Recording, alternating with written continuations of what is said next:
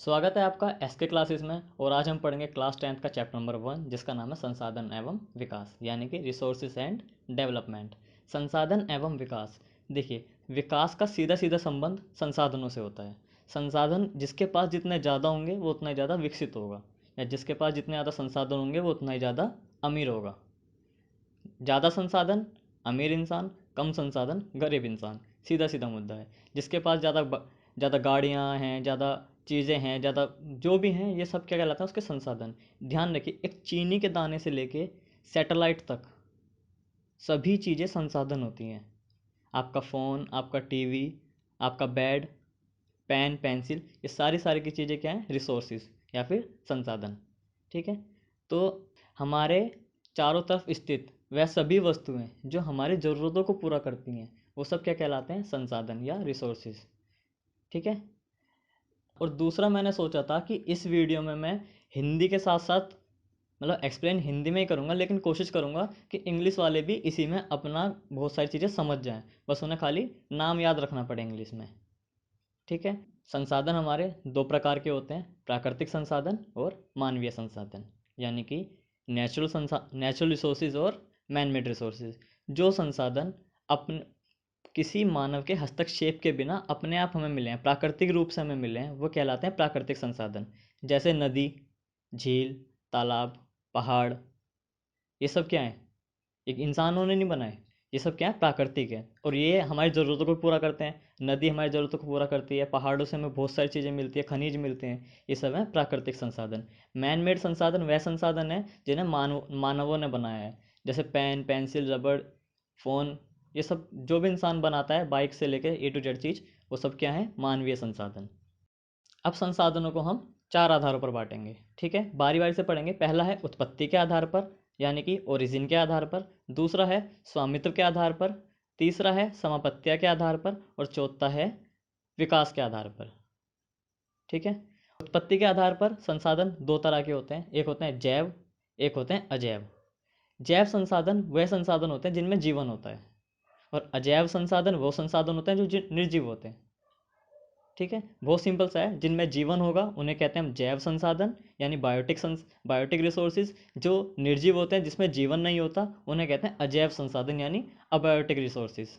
ठीक है, ये थे हमारे उत्पत्ति के आधार पर। अब अगला हमारा टॉपिक है समापत्तिया के आधार पर। समापत्तिया के आधार पर का कहने का क्या मतलब है? कुछ संसाधन ऐसे होते हैं जो एक निश्चित टाइम बाद समाप्त हो जाते हैं। जो एक बार समाप्त हो गए वो हमें दोबारा नहीं मिलने वाले। लेकिन कुछ संसाधन ऐसे होते हैं जिन्हें समाप्त तो होंगे, लेकिन हम उन्हें दोबारा पूर्ण उपयोग में ला सकते हैं। ठीक है, इन्हें कहते हैं, एक होते हैं नवीनीकरण संसाधन। वो संसाधन जिसका पुनः निर्माण किया जा सकता है या जो दोबारा से बनाए जा सकते हैं, उन्हें कहते हैं नवीनीकरण या रिन्यूएबल रिसोर्सेज। दूसरा होता है अनवीनीकरण। अनवीनीकरण संसाधन वो संसाधन होते हैं इनका निर्माण तो हो जाएगा दोबारा, लेकिन लाखों करोड़ों वर्ष लगेंगे। अब इतना तो कोई भी नहीं जीता, तो ये तो हमारे लिए एक तरीके से अनवीनीकरण ही हो गया। तो दूसरे दो तरह के हो गए, एक नवीनीकरण, दूसरा अनवीनीकरण। जो संसाधन जिन संसाधनों का निर्माण दोबारा से किया जा सकता है वो नवीनीकरण, जिन संसाधनों का निर्माण दोबारा नहीं किया जा सकता वो अनवीनीकरण। नवीनीकरण के एग्जाम्पल हैं जैसे कि पेपर। पेपर का आप यूज़ करते हैं, वही पेपर रद्दी में जाता है, वापस उसका अखबार बन के आता है। ये हो गया रिन्यूएबल। अनवीनीकरण संसाधन वो संसाधन होते हैं जिनका दोबारा बनने में बहुत टाइम लगता है, जैसे कुछ हमारी धातुएं और खनिज। कोयला बनने के लिए लाखों करोड़ों साल चाहिए, तो ये कैसा है? अनवीनीकरण संसाधन या नॉन रिन्यूएबल रिसोर्सेज। ये हो गए हमारे समापत्तिया के आधार पर संसाधन। अब अगले संसाधन हम पढ़ेंगे स्वामित्व के आधार पर, यानी कि ओनरशिप। वह संसाधन किसके हैं, इस आधार पर बांटेंगे उन्हें। कुछ होते हैं जो हमारे निजी होते हैं, प्राइवेट संसाधन होते हैं। जैसे कि गांव में आपने देखा होगा, किसी का प्लॉट है, वो किसी एक इंसान के नाम रहता है, तो वो उसका निजी हो गया। कुछ होते हैं जो एक ग्रुप के होते हैं, कुछ होते हैं पूरे देश के होते हैं। इस तरह हम पढ़ेंगे। तो तीसरा टॉपिक है हमारा स्वामित्व के आधार पर या ओनरशिप के बेस पर। स्वामित्व के आधार पर संसाधनों को चार भागों में बांटा जाता है। पहला निजी संसाधन यानी प्राइवेट रिसोर्सेज। दूसरा सामुदायिक संसाधन यानी कम्युनिटी रिसोर्सेज। तीसरा राष्ट्रीय संसाधन यानी नेशनल रिसोर्सेज। चौथा अंतर्राष्ट्रीय संसाधन यानी इंटरनेशनल रिसोर्सेज। अब देखिए, निजी संसाधन वो संसाधन जो किसी एक खास व्यक्ति के होते हैं, वो कहलाते हैं निजी संसाधन।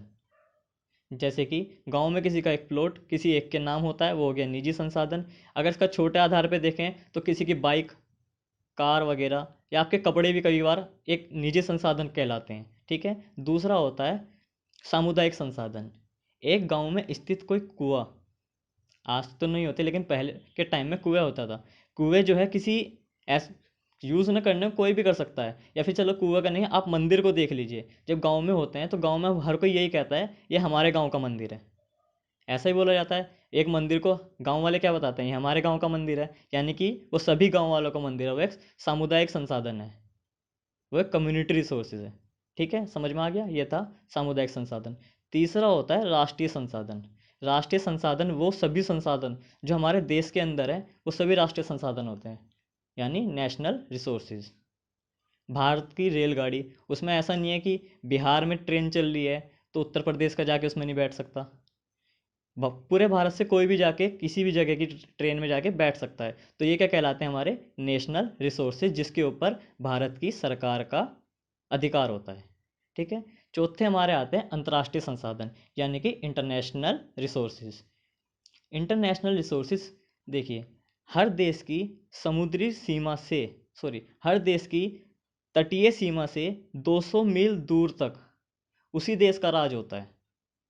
जैसे आप भारत को देखेंगे, भारत गुजरात से लेके नीचे केरल तक, देखिए गुजरात से नीचे केरल तक जो भारत की तटीय सीमा है, उससे 200 मील दूर तक और भारत का ही कहलाएगा वो समुद्र। लेकिन 200 मील से परे का एरिया जो इंटरनेशनल रिसोर्सेज में आ जाता है, वो एक, उसे जो है इंटरनेशनल, कई कई सारी से इंटरनेशनल संस्थाएं चलाती हैं। अगर उन पे किसी को कुछ काम करना है या वहाँ पे किसी को खनिज निकालना है, खनन करना है, तो उन इंटरनेशनल संस्थाओं से पहले परमिशन लेनी पड़ती है। तो आपको समझ आ गए होंगे चारों रिसोर्सेज, निजी, सामुदायिक, राष्ट्रीय और अंतर्राष्ट्रीय। चौथा है हमारा विकास के स्तर पर। विकास के स्तर पर यानी बेसिस ऑफ डेवलपमेंट। देखिए, विकास के स्तर पर भी संसाधनों को चार भागों में बांटा जाता है। पहला संभावी संसाधन यानी पोटेंशियल रिसोर्सेज, दूसरा विकसित संसाधन यानी डेवलप्ड रिसोर्सेज, तीसरा संचित कोष संसाधन, और चौथा भंडार यानी स्टॉक। ठीक है। अब देखिए, पहले हम पढ़ेंगे इसमें से संभावी रिसोर्सेज को, संभावी संसाधनों को, पोटेंशियल रिसोर्सेज को। संभावी संसाधन वो संसाधन होते हैं जो किसी एक प्रदेश में स्थित तो हैं, या किसी एक जगह पे वो स्थित हैं, लेकिन अभी तक उन्हें उपयोग में नहीं लाया गया है। संभावना है कि वो कभी ना कभी जल्दी उपयोग में लाए जाएंगे। ठीक है, वो होते हैं संभावी संसाधन। दूसरा होता है विकसित संसाधन। विकसित संसाधन वो संसाधन है जिसका सही से सर्वेक्षण किया गया है, या जिसका सर्वे किया जा चुका है सही से, और उनकी क्वालिटी और क्वांटिटी दोनों को नाप लिया गया है कि यह संसाधन इतनी मात्रा में हमारे पास मौजूद हैं, इनका इस तरह उपयोग किया जाना है। ये हैं पूरी तरह डेवलप्ड रिसोर्सेज। तीसरा आता है हमारा, पहले हम पढ़ेंगे भंडार संसाधन या स्टॉक संसाधन। वो संसाधन जो हमारे पास बहुत बड़ी मात्रा में उपलब्ध हैं, लेकिन उन्हें इस्तेमाल कैसे करना है इसका अभी हमें प्रौद्योगिकी ज्ञान नहीं है हमारे पास। इस चीज़ की टेक्नोलॉजी हमें अभी नहीं प्राप्त हुई है जो हम उनका उपयोग कर सकें। जैसे हम जानते हैं हाइड्रोजन प्लस ऑक्सीजन से हम वाटर बना सकते हैं, लेकिन अभी यह संभव नहीं हो पाया है। ठीक है। चौथा आता है संचित कोष संसाधन। संचित कोष संसाधन भी भंडार संसाधन का ही एक पार्ट है। ठीक है, संचित कोष संसाधन भी एक भंडार संसाधन का ही पार्ट है, लेकिन ये वो संसाधन है जिनका उपयोग किया जा सकता है हमारी ज़रूरतों को पूरा करने के लिए, और इनकी तकनीक भी है हमारे पास, लेकिन हम इनका उपयोग केवल इसीलिए नहीं कर रहे हैं जिससे हम इनसे भविष्य की आवश्यकताओं को पूरा कर सकें अगर कभी कोई दिक्कत आए तो। ठीक है। संचित कोष संसाधन वो संसाधन है जिनको इस्तेमाल करने की तकनीक भी हमारे पास है, संसाधन भी हमारे पास है, लेकिन हम उन्हें भविष्य के लिए बचा के रख रहे हैं। ठीक है। ये थे हमारे संसाधनों के चार आधार, और उनके भी कई सारे टाइप्स। अब हमारा अगला टॉपिक है संसाधनों का विकास। देखो, संसाधन जो है हर इंसान के पास बराबर नहीं है।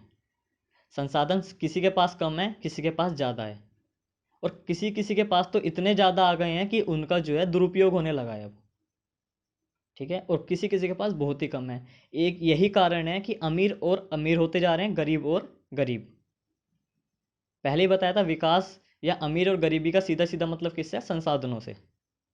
तो कुछ लोगों के पास, जिनके पास संसाधनों की मात्रा बहुत ज़्यादा है, उन्होंने अंधाधुंध संसाधनों का प्रयोग किया है। इससे हमें कई सारी दिक्कतों का सामना करना पड़ रहा है। इसी के चलते सरकार ने जो है संसाधन नियोजन का फैसला लिया था। देखो, नियोजन का मतलब होता है सीधा सीधा योजना बनाना। तो संसाधनों को लेकर योजना बनाना क्या कहलाएगा? संसाधन नियोजन।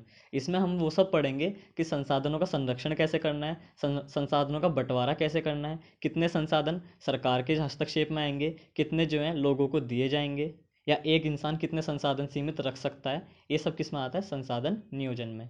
अब संसाधन नियोजन और आपका जो है मृदा, इसमें आपका सबसे जो महत्वपूर्ण संसाधन दिखाया गया है वो दिया गया सोइल या फिर मृदा। उसके बारे में हम नेक्स्ट वीडियो में पढ़ेंगे, और नेक्स्ट वीडियो में ये चैप्टर आपका पूरा खत्म हो जाएगा। और ध्यान रखिए, मैं जो पढ़ा रहा हूँ वो केवल आपको लिखना ना लिखना, अगर आपको समझ आता है लिखिए, लेकिन फिलहाल आप केवल समझिए। चाहे आप हिंदी वाले हो या इंग्लिश वाले हो, मैंने इंग्लिश में भी नाम लिया है, तो आप उस संसाधन को या उस रिसोर्स को समझ लीजिए। आई होप आपको ये चैप्टर समझ में आ गया होगा। अब ये वीडियो देखने के बाद आपको बुक में पढ़ने में ज़्यादा मुश्किल नहीं आएगी। अब मिलते हैं हम अपनी अगली वीडियो में इसी चैप्टर के नए टॉपिक के साथ। सो तब तक के लिए bye bye and take care.